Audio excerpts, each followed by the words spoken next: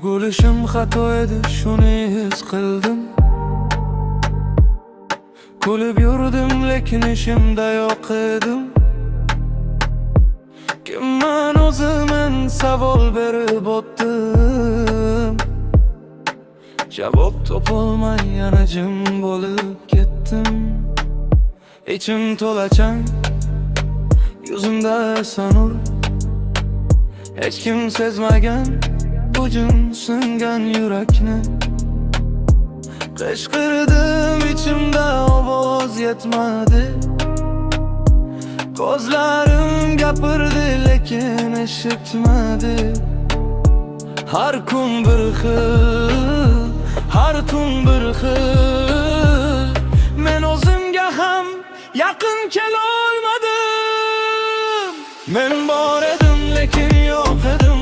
Men bor edim, lekin yo'q edim. Hech kim sezmadi men ortiqcha odam. Men bor edim, lekin yo'q edim. Men bor edim, lekin yo'q edim.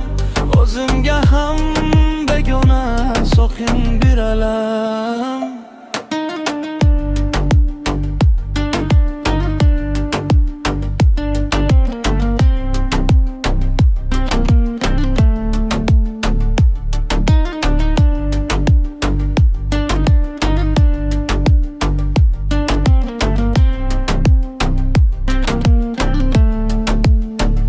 Yüzümde kulgu, ishimda esa muz.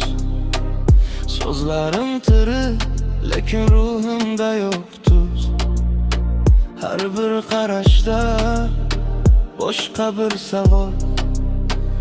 Menimcha o'zim ham bo'lmaganman halol. O'tdim kunlardan iz qoldirmay, o'zim bilmagardim. Topolmay qayta ichqirdim, ichimda ovoz yetmadi. Ko'zlarim gapirdi, lekin eshitmadi. Har kun bir xil, har tun bir xil. Men o'zimga ham yaqin kelolmadim.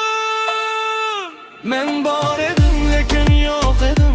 Men bor edim, lekin yo'q edim. Hech kim sezmadi men ortiqcha odam. Men bor edim, lekin yo'q edim. Men bor edim, lekin yo'q edim. O'zimga ham begona so'kin bir alam. Agar so'rasan, menda javob yo'q. İçimdagi bo'shliq tinchimaydi yo'q. Bir kun ketarman, izsiz ovozsiz.